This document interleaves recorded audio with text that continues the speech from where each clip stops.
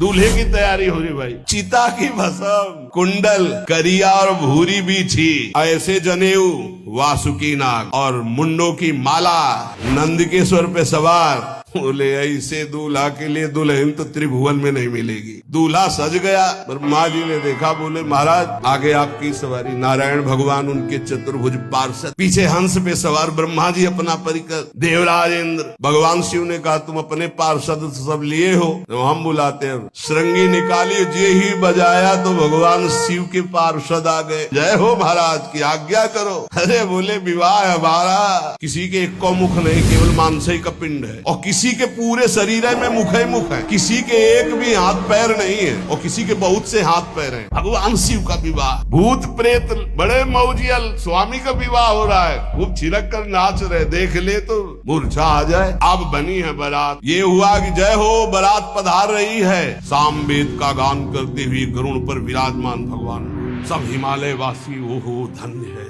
यही दूल्हा है, बाराती है।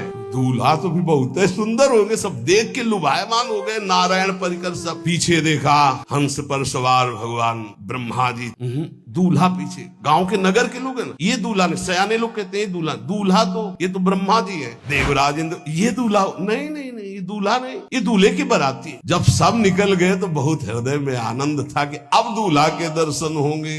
जो ही दूल्हा की पार्टी आई, जितने अगवाली कर ले आए थे, धोती संभाल के जान बचा के भागे।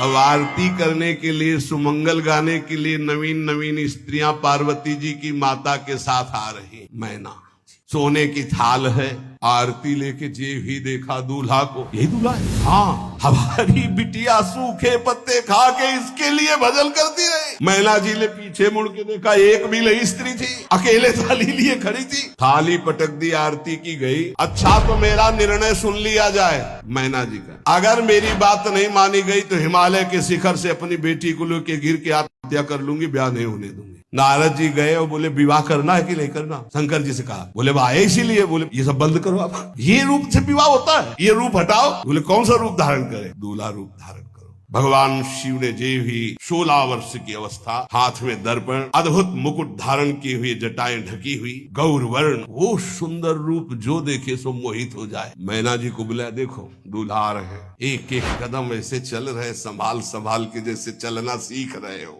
वो सुंदर रूप भगवान शिव का जो देखे सो मोहित। मैना ने कहा हो भाग्य, ऐसे दूल्हा। बोले वही हैं जो नंदी पे सवार थे। दूल्हे की तैयारी हो रही भाई। चिता की भस्म, कुंडल, करिया और भूरी भी थी, ऐसे जनेऊ, वासुकी